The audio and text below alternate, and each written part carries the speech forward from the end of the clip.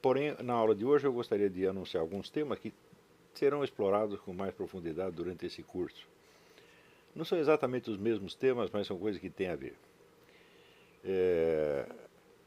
O primeiro deles é a relação que parece fundamental entre cultura e personalidade. Se você estudar um pouco a história da cultura das nações europeias, e digo as nações europeias porque são as que eu conheço melhor, você verá que a alta cultura dessas nações é feita inteiramente por pessoas que tiveram aquilo que nós podemos chamar experiências radicais ou experiências abissais. São pessoas que conheceram a vida nos seus aspectos mais extremos. Quer dizer, a morte, a confrontação com o céu e o inferno, todo o problema do destino humano post-mortem, a fraqueza, a fragilidade, a total impotência do ser humano perante o destino, que experimentaram isso com muita profundidade e muita intensidade. Você não vai encontrar uma única grande cultura que tenha sido feita com experiências superficiais ou imitativas. Ao contrário, quer dizer, é justamente essa originalidade, originariedade, tá certo? Ou autenticidade das experiências que são registradas em obras como, por exemplo, a Divina Comédia, as peças de Shakespeare, as obras de Goethe e assim por diante, você verá que o material que você tem ali é a experiência humana tomada no seu sentido mais extremo, mais radical, mais perigoso e mais atemorizante sempre.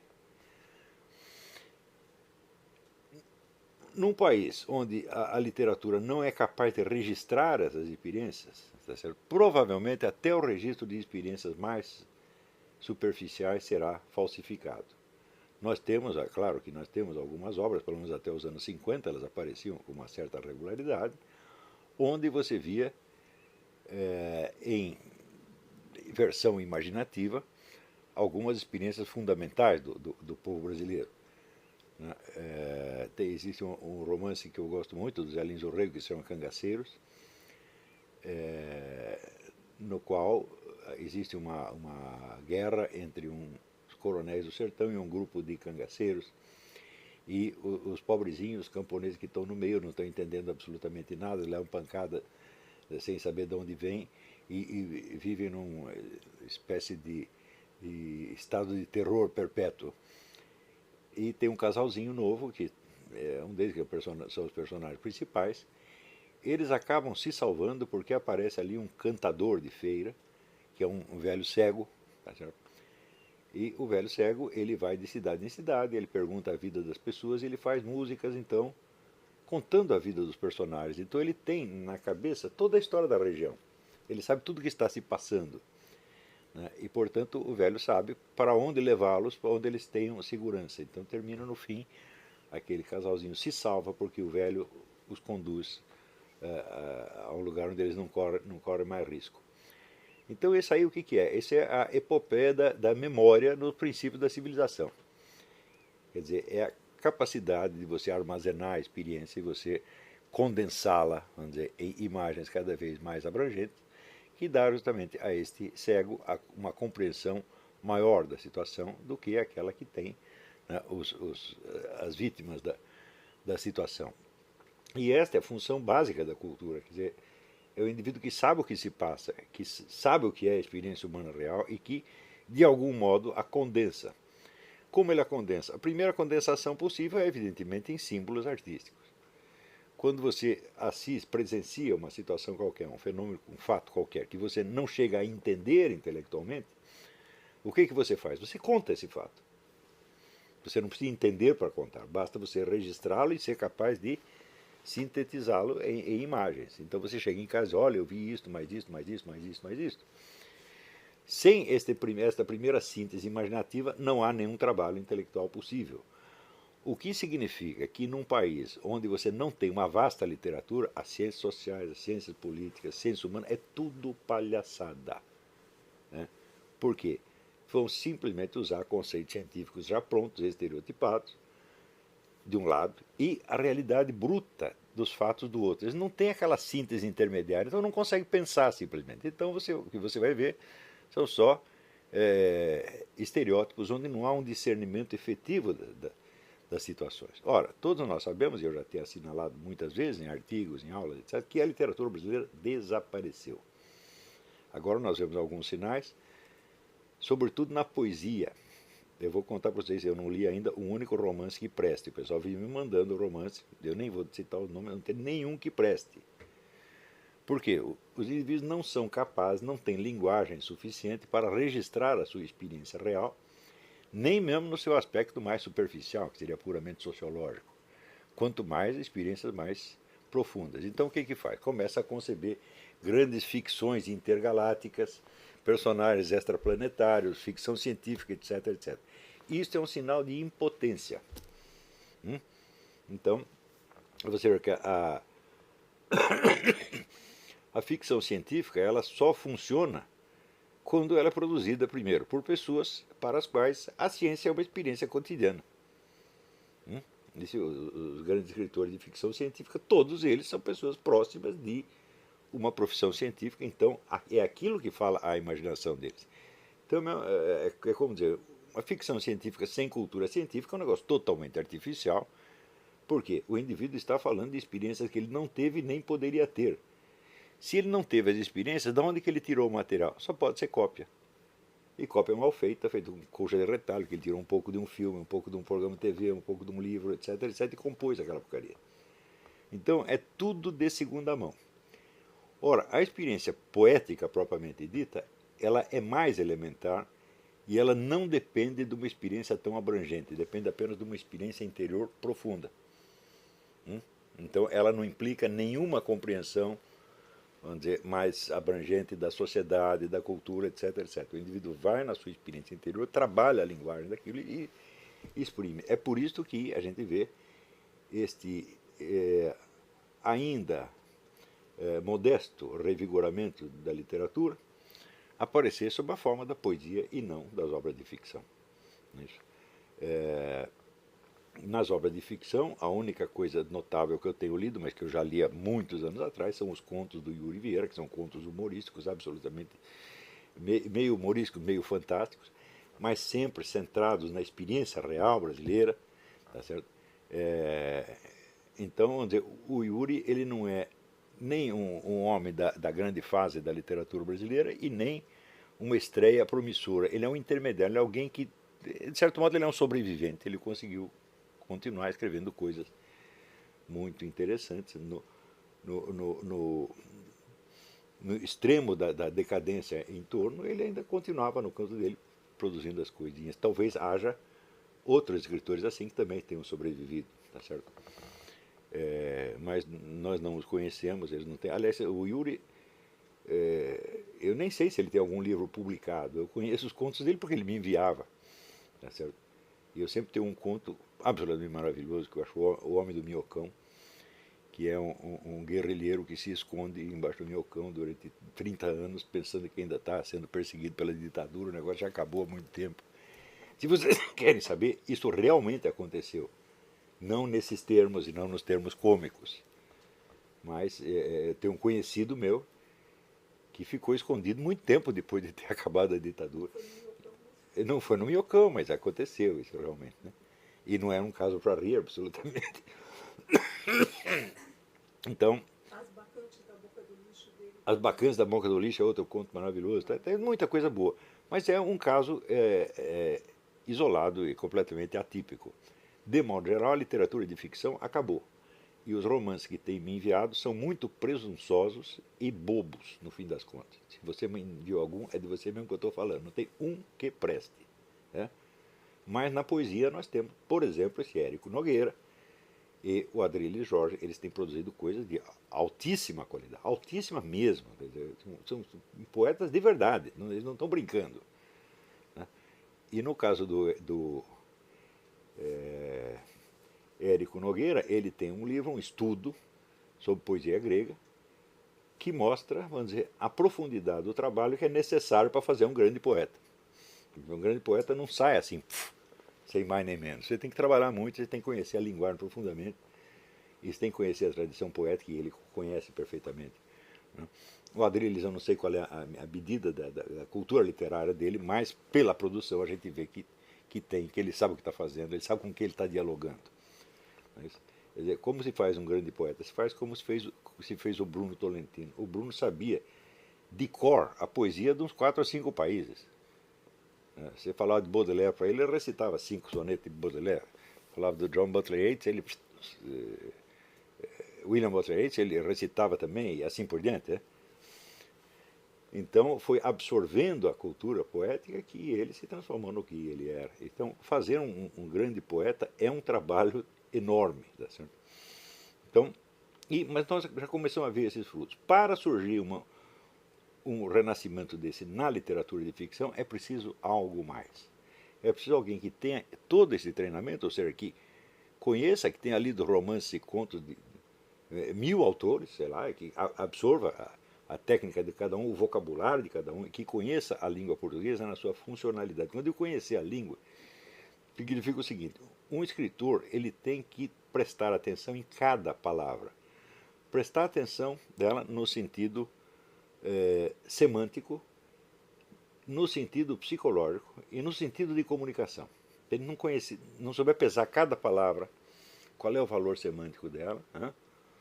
Como é que ela vai atingir o seu ouvinte, o leitor, ou seja, que impressão ela vai dar neste ambiente sociológico, no outro. Tudo isso tem que ser calculado, cada palavra. Mas eu recomendo muito o estudo das obras de Flaubert, das obras da vida de Flaubert, que foi o indivíduo que talvez no século XIX mais desenvolveu esta arte de pesar cada palavra antes de escrevê-la. Então, para surgir um renascimento na ficção, é preciso primeiro esse domínio técnico, domínio histórico e técnico da literatura. E domínio da linguagem neste sentido. O pessoal pensa em domínio da linguagem, só estudar gramática. Fala, mas estudar gramática é uma coisa que você tem que fazer aos 10 anos de idade, 10, 12 anos de idade. Quer dizer, quando chega aos 13, você tem que dominar a gramática. Entendeu?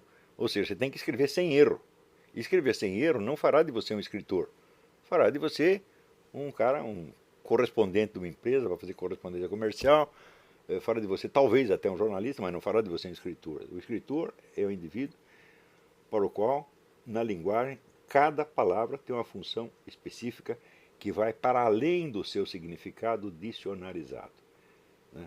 O escritor ele joga com nuances que não estão nem poderiam estar dicionarizadas, porque não há tempo, porque isso, vamos dizer, essas nuances variam conforme o meio, conforme a época, etc. E além dessas duas condições, ele tem que ter uma outra, ele tem que conhecer as pessoas das quais ele vai escrever, ou seja, ele tem que conhecer a sociedade onde ele está. E conhecê-la no seu sentido mais profundo. Não digo que o indivíduo tenha que ele pessoalmente passar por certas experiências radicais, né? Por exemplo, digamos, a experiência de uma depressão profunda, a experiência de ter participado de uma guerrilha, a experiência de fazer parte de uma quadrilha de ladrões, tá certo? A experiência vamos dizer, da perdição, da anarquia sexual, das drogas, etc. Às vezes, algumas pessoas têm que mergulhar profundamente nisto e ter também a experiência oposta, quer dizer, a experiência da devoção, da ascese, da santidade, etc. Então você tem que esticar desde o inferno até o céu. Né? No fim das contas, todo escritor de verdade ele faz o trajeto inteiro da Divina Comédia. E ler a Divina Comédia é fazer exatamente isso, é você ir desde o fundo do inferno até o último céu. Então, muitos escritores, eles passam por experiências radicais no sentido degradante, destrutivo, e às vezes não conseguem sair delas, mas conseguem pelo menos expressar verbalmente o que já é uma vitória. Se o indivíduo conseguiu condensar a sua experiência num símbolo verbal, ele já não é escravo dela, de algum modo. Se ele viver mais um pouco, ele acaba se libertando pessoalmente. Mas se ele não conseguiu se libertar pessoalmente, pelo menos se liberta literariamente, o que já é um passo. Né? Se ele conseguir descer imaginativamente, vale? Sim, também tem o caso do indivíduo que, por ter uma imaginação extraordinária, ele não precisa passar pessoalmente por experiência nenhuma, como o próprio Dante, né? Dante, ele assinala que ele está ali no inferno como observador, né? Ele não está sofrendo as penas do inferno, ele é levado pelo seu mestre, Virgílio, para olhar, né? Olha o que está acontecendo lá. Quer dizer, a experiência do Dante é puramente visual, o que significa que ela foi vivida inteiramente em imaginação, sem a contrapartida muscular, epidérmica, etc, etc. Ou seja, sem o sofrimento. É um sofrimento intelectual, um sofrimento cognitivo imenso. Na verdade, se ele tivesse que passar por essa experiência fisicamente, ele não aguentaria, evidentemente. Então, vamos dizer, o poder de imaginação do Dante e a sua abertura aos extremos da experiência humana lhe permite vivenciar toda esta imensidão de sofrimento como um sofrimento cognitivo, como um sofrimento intelectual, sem ele ter que passar pessoalmente por isto. Mas nem todos somos Dante, não é isto? Então, na maior parte dos casos, o círculo de experiência do indivíduo, quando ele ultrapassa um pouco a esfera da banalidade cotidiana, ele vai para baixo, não para cima. Não é isso? E isso significa que esta criação de um artista narrativo, ela tem uma estrutura semelhante às das iniciações, onde você tem uma preliminar descida aos infernos, como Dante teve, e depois você sobe. Então, da descida aos infernos você jamais escapa. Tá certo? Se você é um sujeito santo, então você vai vivenciar a descida aos infernos através do pecado alheio, que você vai aguentar em quantidades monstruosas. Não é isso? Então, você vê, por exemplo, o caso do meu amigo, né? Não vou dar o nome, acho que não devo dar o nome, que está envolvido há 40 anos numa luta anti-aborto. Né? O número de casos de aborto que ele já viu, o número de crianças mortas por nada que ele já viu, o número de mães desesperadas. Eu não sei como ele aguenta tudo isso aí. Então, ele não está fazendo aborto nenhum, ele não tem culpa nenhuma daquilo, mas ele carrega esse peso. E por isso ele conhece essa dimensão da existência. Você pode conhecer essa dimensão mais infernal da existência permanecendo inocente e simplesmente sofrendo o impacto dela. Você pode ser vítima, tá certo? Então você pode sofrer a perseguição, sofrer a violência, sofrer a humilhação sem ter culpa nenhuma, mas você está conhecendo o mal de perto.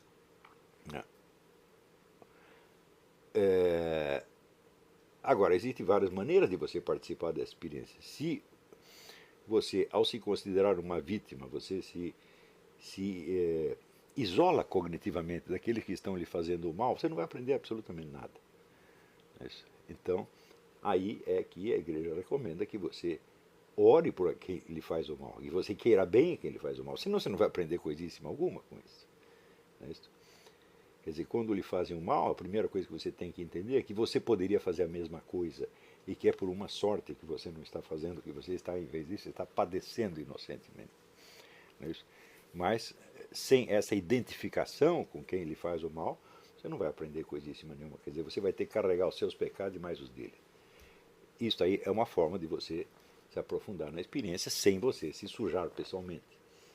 Isso é muito difícil de acontecer em geral, mas o mergulho na experiência mais profunda é acompanhado de... Ele toma a forma de um mergulho no mal, no pecado, na perdição, etc, etc, etc. Como aconteceu com inumeráveis escritores, você lê aí a vida de Baudelaire, de Rimbaud, do próprio Dostoiévski, com o seu vício do jogo, essa coisa toda. E depois o indivíduo trabalha isto imaginativamente e se consegue dar uma forma verbal, literária, ele, de certo modo, ele já está livre daquele mal. Ele se livrou, pelo menos imaginativamente, o que é uma condição para ele se livrar na esfera real. Mas às vezes não dá tempo. Né? Isso quer dizer, um indivíduo, como por exemplo o caso desse Hubert Selby, que é um escritor maravilhoso, que escreveu o livro The Demon, que eu já recomendei tantas vezes aqui. O Selby era um drogado, um marginal, completamente perdido, Quando você olha a foto dele, o sujeito parece que pesa 20 quilos, ele está praticamente destruído. Né? E ele, no entanto, ele conseguiu força para sair daquilo e escrever esses romances absolutamente incríveis. Né? Então, é claro que a maioria que entrou nesse buraco não saiu de lá para escrever coisíssima nenhuma, não escreveu nem um bilhetinho de namorada, morreu por lá mesmo. Né?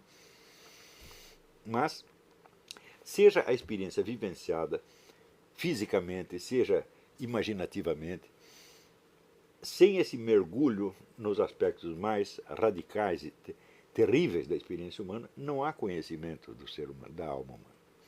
Tá certo? Então, este, vamos dizer, talvez a maior deficiência da literatura brasileira no tempo em que ela era boa. Isso quer dizer que, em geral, a experiência retratada na literatura brasileira é uma experiência banal.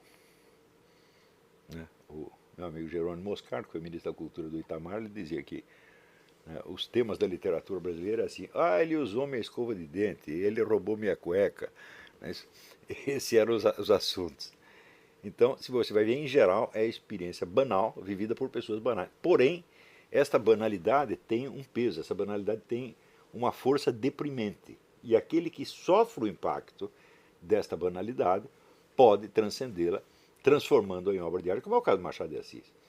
Machado de Assis, a vida inteira dele, ele só viu pessoas neste meio, medíocre, limitado, etc, etc. E, vamos dizer, aquela mediocridade, aquela banalidade pesava muito para ele. Quer dizer, ele sofria isso e ele absorvia o impacto da banalidade circundante e via que essa banalidade tinha um aspecto dizer, moral e metafísico que transcendia a própria compreensão das pessoas envolvidas. Né? Então, algumas vezes ele caricatura isso aí, mas caricatura a banalidade com traços tão imensamente cruéis, onde você vê que por trás da banalidade está a presença do diabo. Quer dizer, o diabo é um grande banalizador. Né? Banalizador e, portanto, dessensibilizador. Né? A história do sujeito que está lá fazendo experiência, queimando as patas do rato na vela, só para ele observar. Você diz, opa, é um cara banal, medíocre, mas tem um traço diabólico ali no fundo dele. Né? Quer dizer, o Machado de Assis não vai descrever, por exemplo, um morticínio, uma cena de tortura, um estupro, nada assim. Ele mostra, quer dizer, a monstruosidade com o sofrimento de um rato. Né? Então você vê, o mundo que ele está tratando é pequeno, mas ele por trás desse mundo pequeno, ele vê a profundidade do mal. Não por coincidência, ele próprio levava uma vida rotineira e medíocre, onde ninguém sabia o que estava se passando na cabeça dele. Mas o homem estava evidentemente observando essas coisas todas, estava impressionadíssimo, tá certo? E chegou a tal ponto de depressão, de ver o que nós podemos chamar até a banalidade do mal, para usar a expressão da Hannah Arendt, né? Que por volta dos 40 anos ele tem uma crise e para de escrever aquelas coisinhas cor-de-rosa que ele escreveu no começo e começa a falar deste outro mundo, que eu não digo que ele tinha descoberto naquele instante, mas que ele já vinha vendo e que aquilo vai aos poucos pesando na alma dele até chega uma hora que ele se transmuta, por assim dizer, num novo autor, e a partir das memórias póstumas de Brás Cubas, ele se destaca de tal maneira dos escritores seus contemporâneos que não tem como comparação, não tem. É assim, eles estão aqui, a literatura média está aqui, o Machado está aqui. Esse foi, vamos dizer, o nosso primeiro escritor de envergadura, de valor universal e de interesse universal. Então, este é um caso onde a experiência é vivida de maneira puramente interior e até de maneira secreta ou discreta. Né? E tudo isso pode acontecer. Quer dizer, você tem a experiência imaginativa, você tem a experiência física, você tem a experiência corporal, até a experiência do sofrimento corporal, que foi tão importante ao longo da história da literatura. O que não pode é você fechar a sua imaginação no círculo da banalidade. Quer dizer, se o seu meio social é banal, tá certo? Você não pode, ou não deve, fugir de perceber o aspecto demoníaco por trás da banalidade, como fez o Machado de Assis. para isso significa que, em vez de fugir dessa banalidade, você vai ter que contemplá-la e sofrer por ela. Então, as pessoas que se queixam de viver eu vivo num ambiente medíocre, opressivo, etc, etc. Eu digo, olha, aí está a sua fortuna, aí está o seu material, meu filho. Né? Você tem que pegar isso na mão, né? Aceitar que isso existe, aceitar que isso é a sua condição e explorar isso até as suas últimas consequências. Né? Então, como a literatura sumiu, então isso quer dizer que até a exploração dos acontecimentos de ordem social assim, banal também desapareceu. Isso significa que durante 50 anos ou mais, a população brasileira sofreu alterações, sofreu mudanças psicológicas enormemente profundas. Não é isso? Só o crescimento, vamos dizer, da insegurança já foi uma coisa absolutamente imensurável. Quer dizer, você tem um país que era onde todo mundo se sentia mais ou menos seguro, de repente ninguém mais pode sair na rua porque tem medo de uma bala perdida, de um assalto, uma coisa assim. Né? Só essa experiência jamais foi descrita na nossa literatura. Faça a seguinte pergunta, como é que a vida de uma família medíocre, né, dos anos 60, como é que essa vida vai mudando à medida que o ambiente de insegurança começa a atemorizá-los, irritá-los, etc, etc. Isso não foi documentado em parte alguma. No entanto, você vê alguns documentos sobre a vida de marginais, bandidos. Por quê? Porque isso também é um estereótipo da literatura brasileira. Você prestar atenção no lumpenproletariado como se o lumpenproletariado fosse o povo. Claro que é mais fácil você descrever o lumpenproletariado do que o povo. Né? Porque a conduta do lumpenproletariado é a conduta padrão. A criminalidade é repetitiva por sua própria natureza. A criminalidade está toda catalogada no Código Penal. Não há crimes não descritos. Tá certo? Portanto, na medida em que você veja um escritor que nasce na classe média ou classe alta e que lança os seus olhos de preferência para o lumpenproletariado, para os bandidos, etc., etc., ele já está mostrando a sua total impotência de dizer alguma coisa sobre o seu ambiente real. Não é isso? E aqueles que conheceram efetivamente de perto o ambiente da criminalidade, a maior parte não tem ânimo para descrevê-lo. Tá certo? Então, em geral, a descrição é feita por pessoas de classe média, por estudantes, por pseudo-intelectuais, que vêm já com uma ideia estereotipada, já vem com uma interpretação pronta da história, já equaliza tudo em termos de. Formula tudo em termos de luta de classe e cria aqueles estereótipos absolutamente imbecis. Quando você tem, vamos dizer, novas campanhas sociais, tipo gaysista, feminista, etc, etc, é só você aplicar os estereótipos, sai ali um monte de enredo. Né? Você bota ali uma pergunta, sai um monte de enredo automaticamente. Né? É o negócio que falou o Janine.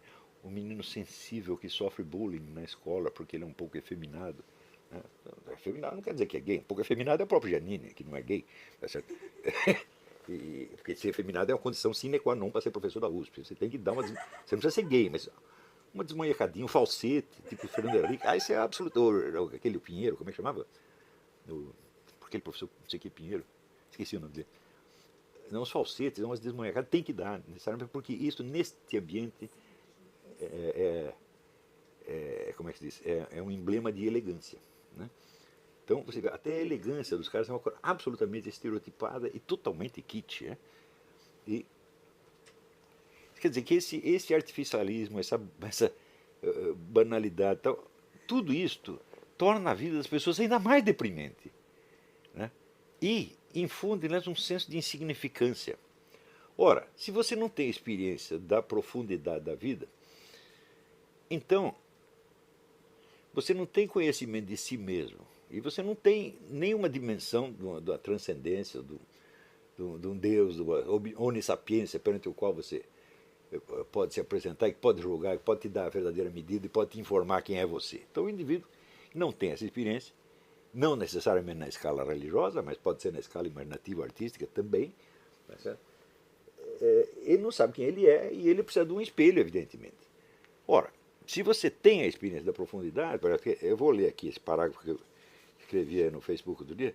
Todo aquele que não se apresenta diariamente diante do trono do Altíssimo, com o coração trêmulo de vergonha, não só pelos seus próprios pecados, mas pelos de todos os seus irmãos, consciente de que, em face da perfeição e da onissapiência divina, cada um dos seus atos foi errado, mesmo aqueles que sua vaidade considerou os melhores, e sentindo até o fundo da alma que o perdão é o único bem valioso a ser ambicionado, esse nunca saberá o que é sinceridade, nem muito menos honestidade.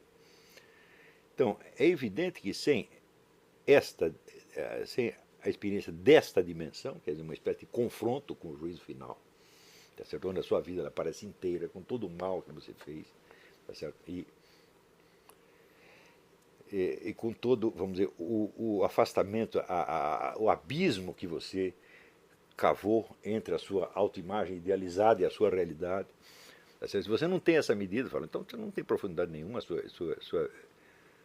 suas ideias, as suas opiniões, as suas crenças, as suas imagens são tudo copiado da televisão, meu filho. Na melhor das hipóteses, está entendendo? E, quando as pessoas são assim, lhes falta o espelho, quer dizer, a medida. Não é isso? A medida do homem que tem profundidade é a eternidade. Tá certo? Então, vamos dizer, a distância de céu e inferno. Tá certo? Mas você precisa ver o céu e o inferno em você mesmo, meu Deus do céu. Não adianta você dizer, se você só tem a vivência disso sob o aspecto religioso, teológico, você tem uma noção de céu e de inferno. Isso quer dizer que você pode ter uma prática religiosa e não ter noção nenhuma, você não tem experiência nenhuma da coisa. Por quê? Porque você não permitiu que aquilo afetasse a sua imaginação. Então, este que é o ponto. Quer dizer, a sua noção do céu e do inferno é uma definição teológica, e você, não vou fazer tal e qual coisa, porque senão eu vou para o inferno. Falo, bom, você está cumprindo a religião, evidentemente, mas você não tem experiência nenhuma. Quer dizer, a sua religiosidade é inteiramente superficial, e no fundo você não tem ideia do que você está falando. Tá certo? Para fins de salvação da sua alma, isso pode até funcionar, porque são essas pessoas que são chamadas, no vocabulário da mística cristã, essas são chamadas criancinhas. Então, o que é a criancinha? É o sujeito que está ali seguindo os mandamentos, seguindo o preceito, sem entender nada, sem ter uma vivência profunda, fala, bom, mas esse é o começo. Se você não tiver nem isso, então não vai ter a coisa nenhuma.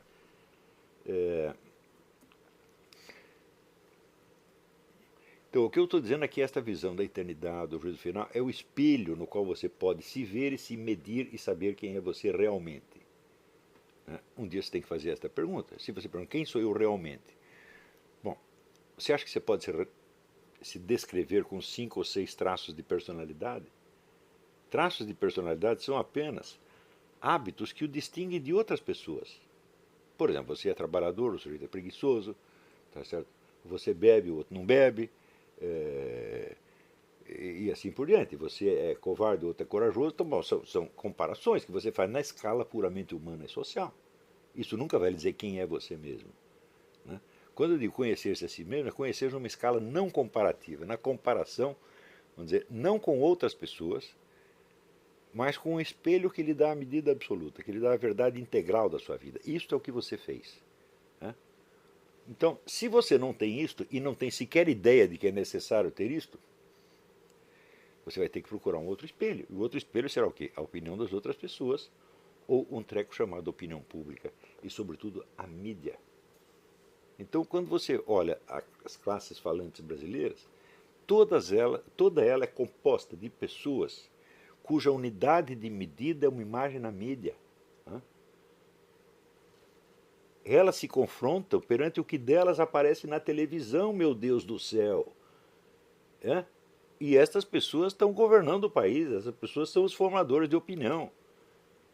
Porque são pessoas de uma superficialidade deprimente e abjeta, pensando bem. E é claro que estas pessoas, quando leem grandes obras de literatura, elas permanecem absolutamente imunes àquilo que elas dão, porque elas não repetem a experiência imaginativa. Eu vi esse dia, até comentei no Facebook, este livro maravilhoso do Leonardo Padura Fuentes, que é o romancista cubano, onde ele conta a história paralela de Leon Trotsky nos 10 anos finais da sua vida e de Ramon Mercader, que é o seu assassino. Então, enquanto ele está contando a história do Trotsky, ele conta de uma perspectiva trotskista, favorável ao Trotsky. Enquanto ele está contando do Ramon Mercader, ele adota uma perspectiva stalinista e fala do Ramon Mercader com toda a simpatia possível, até chegar no encontro final. Né? E ele tem aqui um parágrafo que é o resumo da experiência dele. Está na página 538 da edição mexicana. Ele diz: lendo e escrevendo sobre como se havia pervertido a maior utopia que alguma vez os homens tiveram ao alcance das suas mãos, mergulhando nas catacumbas de uma história que mais parecia um castigo divino do que obra de homens ávidos de poder, ânsias de controle e pretensões de transcendência histórica, eu havia aprendido que a verdadeira grandeza humana está na prática da bondade sem condições, na capacidade de dar aos que nada têm, mas não dar o que nos sobra, mas dar uma parte do pouco que temos. Oh, meu Deus do céu! Quer dizer, o indivíduo mergulha de cabeça no comunismo, porque ele também participou disto, né? E após 40 anos de vivência disso, e ele daí meditando sobre a vida dele, a vida do Trotsky, a vida do Ramon Mercader, ele diz: tudo isto é vazio em comparação com a simples caridade pessoal, direta. Tive uma vida inteira para descobrir isso aqui. Quanto este indivíduo precisou se desmascarar a si mesmo, destruir as suas ilusões, para chegar a descobrir esta verdade fundamental que é a base de toda a civilização nossa. Então, bom, isso é uma experiência humana real. O indivíduo pagou essa experiência. Isso não é uma opinião que ele tem. Isso é o que ele realmente é. Ele era primeiro um comunista, depois um comunista desiludido, depois um comunista revoltado, depois no fim ele descobre que, peraí, para justificar a sua vida você não precisa mudar o mundo. Ao contrário, mudar o mundo é esta pretensão de transcendência histórica, é esta avidez de poder. Quer dizer, o que você tem de fazer é praticar a caridade dividindo o pouco que você tem. Não o que sobra. E muito menos o dos outros. Tá certo? Então, vamos dizer, este é o sentido do livro inteiro. Quer dizer, é tanto sofrimento, tanta miséria, tanta mentira, tanta falsidade, tanto cinismo diabólico, mas tem uma coisa que sobra. Né? É a mão estendida. E bom, essa é a lição mais velha, essa é a lição do Cristo, e, de novo. Né? Então,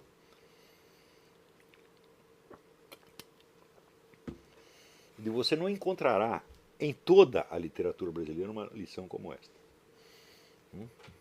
Não, realmente não tem. Tem alguns esboços quase no Zé Geraldo Vieira, tem um pouco disto, mas é um pouco.